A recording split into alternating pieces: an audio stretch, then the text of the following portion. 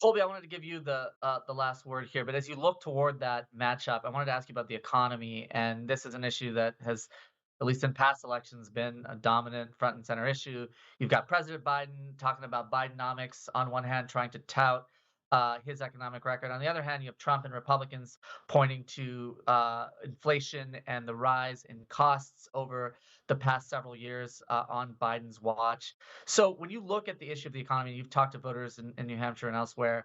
Is there an advantage at this point to either Trump or Biden, and how heavily do you think this factors into that matchup if we are indeed about to enter into a Biden-Trump rematch?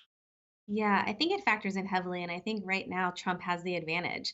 There is this general sense among voters when I talk to them that life was, pre COVID, of course, but like life was easier, it was better when Trump was president. And a lot of that has to do with inflation and the cost of goods. And so people bring up all the time the cost of gasoline and the cost of eggs and the cost of milk and feeling like their paycheck doesn't go as far as it did when Trump was president. Biden's going to have to overcome that perception. Even though inflation has kind of stalled, it doesn't mean that the prices are necessarily coming down at the rate that people could actually feel that difference.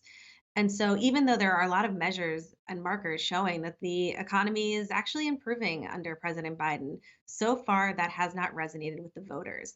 And I think what the Biden campaign is really hoping is that, after the primary settles and it's really just Trump v. Biden, even if people have some economic woes, they'll have like a gut check moment. Do we really want Donald Trump as our president again for 4 years? I don't, President Biden is not necessarily counting on a lot of enthusiastic votes for him. What they're counting on is a lot of enthusiastic votes against Donald Trump.